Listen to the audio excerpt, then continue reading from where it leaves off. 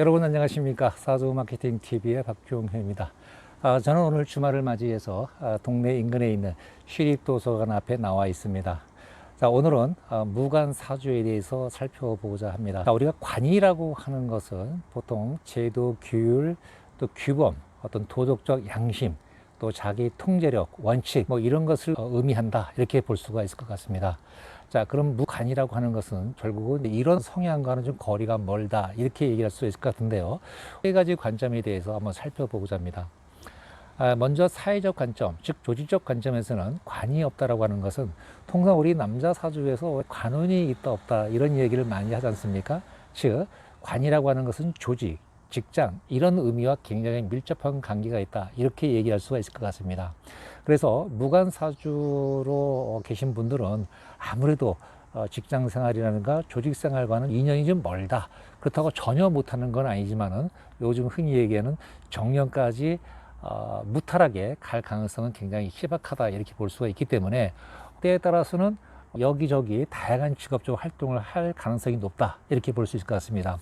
관이 없으신 분들은 대체적으로 비겁 성향이 강한 경우가 많은데요. 즉 나의 기운이 강한 이런 분들은 독립적이고 그리고 전문성이 있는 일을 함으로써 자기의 역량을 키워나가는 것도 하나의 방법이다, 이렇게 볼 수가 있을 것 같습니다. 다음은 이제 육신적 관점인데요.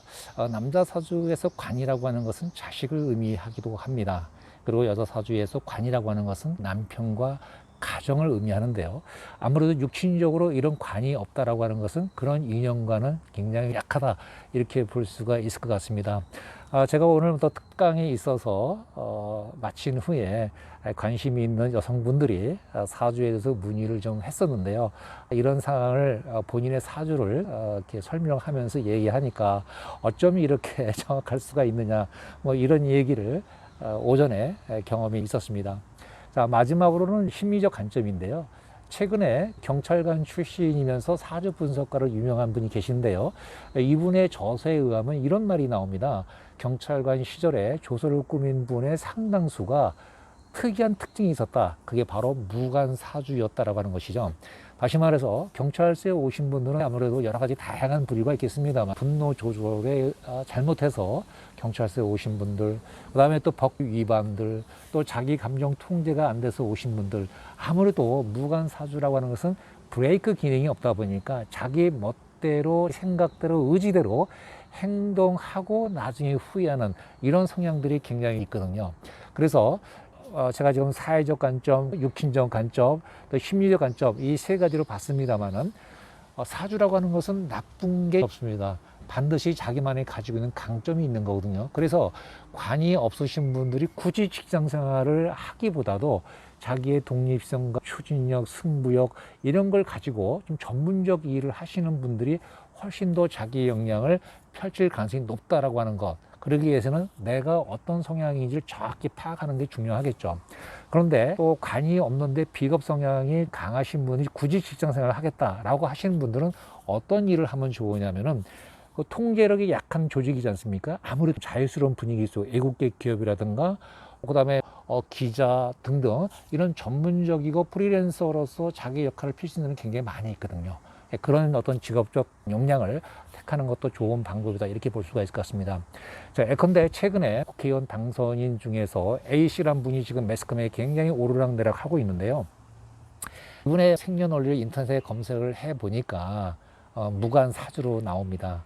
물론 이분의 생년월일이 뭐 정확한 건지는 알 수 없습니다만 나타나는 현상만 놓고 봤을 때는 뭐 우연의 일치인지는 모르겠습니다만 무관사주라고 하는 것은 자신이 한 일에 대해서 이게 법적으로 또는 어떤 도덕적 양심적 측면에서 문제가 있는지 없는지 판단이 안 된다라고 볼 수밖에 없는 거거든요. 물론 사주라고 하는 것이 자기의 특성을 잘 살려나가기 이전에 환경적 측면에서 지금은 공인이 날 수 있는 국회의원 당선인 신분이라 하면은 이러이런 상황들이 당선인이 아닐 때와 당선인일 때의 환경이 바뀌었다라고 하는 것은 기대감이 굉장히 크다라거든요. 국민들이 과거에 비해서 공인들의 요구하는 도덕적 잣대가 굉장히 높아져 있는 그런 상황에서 팩트가 아닐 수 있는 내용들이 많이 나오고 있다라고 하면은 과연 이때에 본인이 처해야 될 상황이 무엇일까라고 하는 것은 국민들은 다 잘 알고 있는 거거든요. 그래서 자신의 사주를 통해서 관성이 강한지, 재성이 강한지, 인성이 강한지, 또는 비겁이 강한지, 식상운이 강한지 이런 걸 잘 살펴서 거기에 맞는 행동을 취하는 것이 자기 사주 기운대로 롱런할 수 있는 길이다, 이렇게 얘기할 수 있을 것 같습니다. 네, 오늘은 이제 무관사주에 대해서 말씀을 드렸습니다.